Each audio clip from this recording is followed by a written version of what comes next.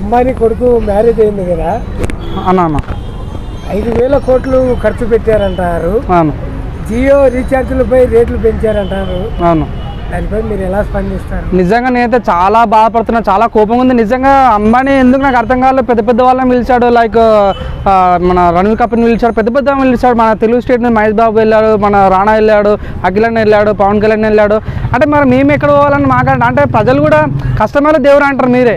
So నిజంగా మేము కూడా అంబానీ చుట్టలేం కదా, మేము కూడా జియో సిమ్ వాడుతున్నాము, రిలయన్స్ పెట్రోల్ కొట్టించుకుంటున్నాము నిజంగా. సో మేము కూడా మాకు కూడా రిలయన్స్ అంబానీ మాకు పిలిస్తే బాగుండని ఫీలింగ్ కలిగింది. సో నాకైతే ఈ విషయంలో చాలా డిసప్పాయింట్ అయినా నిజంగా. అంటే ఊరి డైలాగులు అయినా నిజంగా చూపియరా అని ఫీలింగ్ వచ్చింది. కానీ ఒక్కొక్క దగ్గర వినేందంటే పెళ్లి సందర్భంలో కొన్ని ఒక దగ్గర చాలా మందికి ఫుడ్ పెట్టారు, పెళ్లి ఆ రకంగా చూపించారని చూస్తాను నేను ఫుడ్ అయితే, అది కూడా చాలా బాగా అనిపించింది. సో నాకు ఇది ఈ రకంగా కొద్దిగా బాగా అనిపించింది అన్న. కానీ నిజంగా పెళ్లి చూడని అసలు మొత్తం ప్రపంచం మొత్తం ఇది ఎక్కడే పెళ్లి జరుగుతున్నట్లు ఏం గ్రాండ్ చేశారు భయ. నిజంగా గమ్మత్ అనిపించింది నిజంగా. ఇక్కడ చూడాలని పెళ్లి చేశాను. అసలు మొన్న మన సెలబ్రిటీ చాలా మంది సినిమా ఇండస్ట్రీ పోతే అందరికీ ఒక్కొక్కరికి 5,000 కోట్లు వాచిపించారు. అరే నమ్మ ఇది ఎక్కడ పెళ్ళిరా బాబా అన్న ఫీలింగ్ అనేది చాలా ఉంది అన్న. రజనీకాంత్ డ్యాన్స్ చేయటాలు కానీ, రణవీర్ సింగ్ డ్యాన్స్ చేయటాలు కానీ, పెద్ద పెద్ద వాళ్ళ నరేంద్ర మోడీ రావటాలు కానీ, పవన్ కళ్యాణ్ రావటం కానీ చూస్తుంటే ఇదేదో పెద్ద అని ఫీలింగ్ వచ్చింది. కానీ నాకు బాగా అనిపించిన విషయాలు రెండు చెప్తాను. నిజంగా ఏంటంటే నన్ను ఇన్విటేషన్ విలువలేదు, అదొకటి నేను చాలా డిసప్పాయింట్ అయినా. ఇంకోటి ఏంటంటే అన్న మీరు చూడండి రీఛార్జ్ నేను ఒక 4 years బ్యాక్ నుంచి వాడుతున్నాను నేను. సో నేను బాగా డిసప్పాయింట్ అయింది ఏంటంటే రీఛార్జ్ రేట్ పెంచాడన్న బాగా.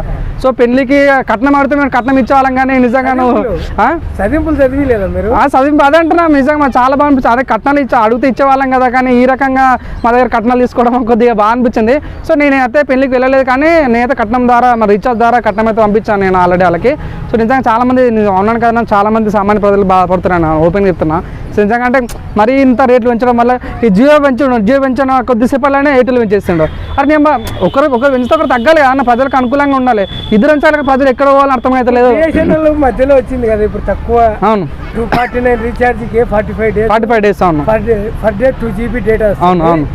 దీనివల్ల ఇప్పుడు బిఎస్ఎన్ఎల్ పుంజుకునే ఛాన్స్ ఉందంటారు. 100% అన్న. బిఎస్ఎన్ఎల్ మనదన్న, అది బిఎస్ఎన్ఎల్ ఇక్కడ ప్రైవేట్ సంస్థ కాదు, అది మన గవర్నమెంట్ సంస్థ. నిజమైతే అసలు బిఎస్ఎన్ఎల్ వాడమన్న ఫీలింగ్ ఉందన్న నాకైతే. నిజం చెప్తున్నా, బిఎస్ఎన్ఎల్ నిజంగా బంపర్ ఆఫర్ ఏంటంటే మీరు దయచేసి 5G నెట్వర్క్ మీద స్టార్ట్ చేయండి. 100% మీకు సబ్స్క్రైబర్స్ మాత్రం వేరే లెవెల్ వస్తుంది, 100% చెప్తున్నా. సో మీరు చూడండి, మొన్ననే 7 లక్షల సబ్స్క్రైబర్స్ వరకు బిఎస్ఎన్ఎల్కి. అంటే రేట్ పెంచగానే బిఎస్ఎన్ఎల్ సబ్స్క్రైబర్స్ పెరిగిపోయారు. సో బిఎస్ఎన్ఎల్ కూడా మెయిన్ డిసడ్వాంటేజ్ ఏంటన్నా, వాళ్ళు 5G పెంచలేదు వరకు. సో మన ఎయిర్టెల్ కానీ జియో కంటే వాళ్ళు చాలా అడ్వాన్స్గా ఉన్నారన్నమాట.